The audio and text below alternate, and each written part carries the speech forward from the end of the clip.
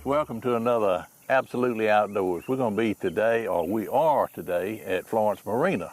And we've got Richard Day with us. Richard is the tour guide man here at Florence Marina.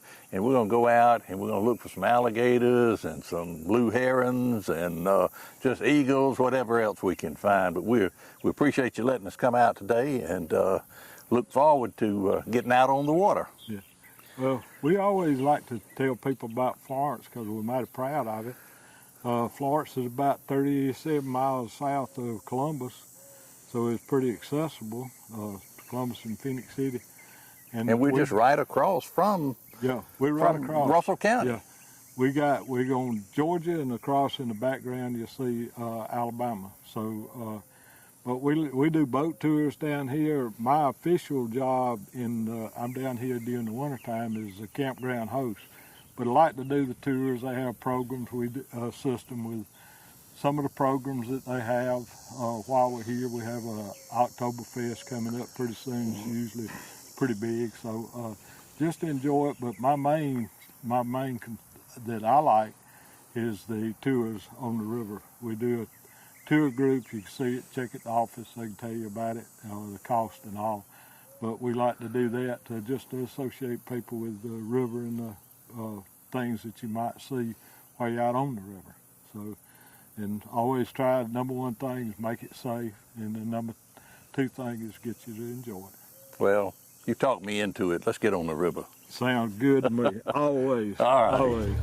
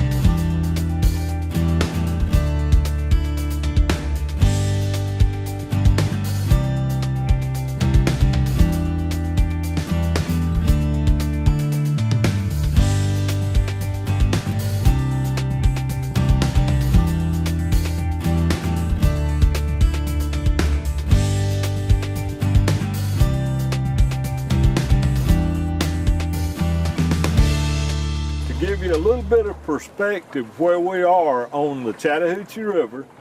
This is Georgia behind us, Alabama across the river. Okay, we're about 42 miles south of Columbus and about 44 miles north of the dam that backs this up. This is called the Walter F. George. The dam's called the Walter F. George Locking Dam. So the unique thing about the dam, it's got a gate in it that's navigable all the way from Columbus to the Apalachicola Bay down there. It changes its name about at the third dam down to Apalachicola River. But just to tell you a little bit about it, the unique thing about the dam here, the gate is got a vertical lift on it of about 32 to right about 80 to about 82 feet deep. It's the second deepest. It's actually a lock, not a gate.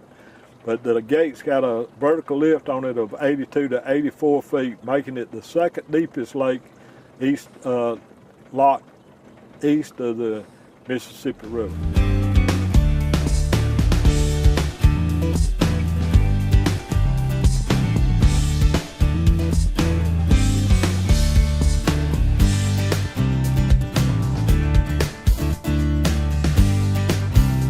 Gators are only found in two locations in the world. There's a gator in China. That gator only gets to be about 6 foot long. Okay, in the southern United States, the record gator on it, like I said, is about 19.2. I think the record for Georgia is either 14 and a half or 15 and a half. It changed within the last couple of years, so I'm not sure. But this, they only found there the first persons that actually saw gator, other than probably the Native Americans, was the Spanish. And that's where we get the name alligator from. The Spanish knew that they wasn't crocodilians. Crocodilians is about 23 species of crocodiles located just about all over the world, or any tropical places anyway. But they knew they wasn't crocodiles, so when they first saw them, they called them el lagarto. And now my Spanish is probably not very good, because I was actually educated in LA. That's Lower Alabama. And but the el lagarto means big lizard. So that's what they thought they were, was evidently big lizards. Giant lizards. Well, I was reading that, I think it was last night, and I didn't know that they were in China, in the southeast. And you know, I looked at the map, and they're not out west. They're just, you can look at the map, and it goes from Texas around Florida, and then up to about South Carolina, and that's their habitat. At one time, they look, there's a big one right there. There's one right there. So you can see them when they're out moving around. It's kind of hard to see them until they get out moving around. Now, I'm going to let you get a good shot at him, and then we'll try to get as close as we can. Sometimes they let the boat come right up alongside of them.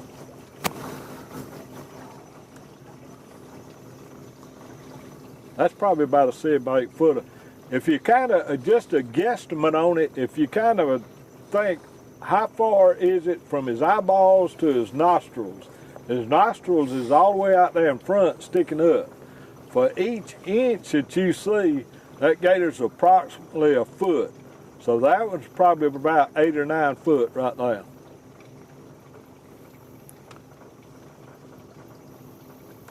Okay, Tori, don't get too close.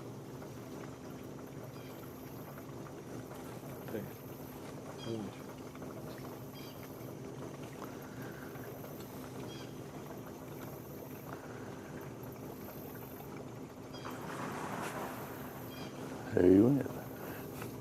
About this time of the day, they'll be out laying in the sunshine, warming up. They're cold-blooded, and they depend on the temperature around them to heat up or cool off. If you look at the top of an alligator, you see his back's got big ridges in it. Well, those ridges are actually little bony plates. It's skin and bony plates. Those plates are called scutes. The scutes is full of liquid, blood or whatever, and that's what he tries to do. He'll go out, just like we'll take a hot water bottle, he'll take those scutes and heat them up, and they'll keep him warm for a certain amount of time, but then he has to come out and either get in the water to warm them up, lay in the sunshine to warm them up. It depends on his reasoning for having to change his body temperature.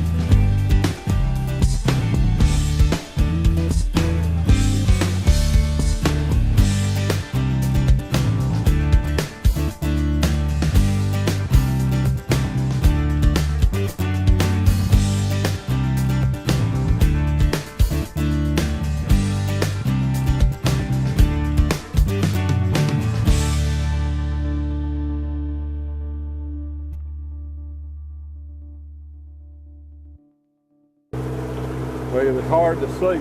One of the bigger gators, now they do have a hunt season here. One of the bigger gators I've seen was laying right over here, but with 2 hunting seasons, of course they go after big gators, so you don't know if the big gators is in the same place or if they've been taken out by hunters. The record, as far as I know of here, is about 14.5 foot. The national record, national gator on record, is 19.2 foot, taken down in Louisiana.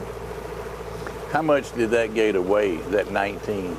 I would say somewhere in the neighborhood of probably around 1,000 to 1,200 pounds. There again, it just depends on his surroundings, like I was talking about earlier. Right. These flowers around the edge of the bank here, you can see the flowers in front of us. They got a purple flower on them. Yeah. Unless the gator's out in the water moving, that's water hyacinth. And it's pretty easy for a gator to stay. But usually if a gator's back up in there, you can see a place where it's wallowed around, kind of flattened out a little bit. That water hyacinth causes a lot of problems. The Corps of Engineers actually sprays it once or twice because it can get so thick on a slow moving area like this, it can really stop it up completely. The mating season is in the early spring, okay? And I think the gestation period on them is about 2 months.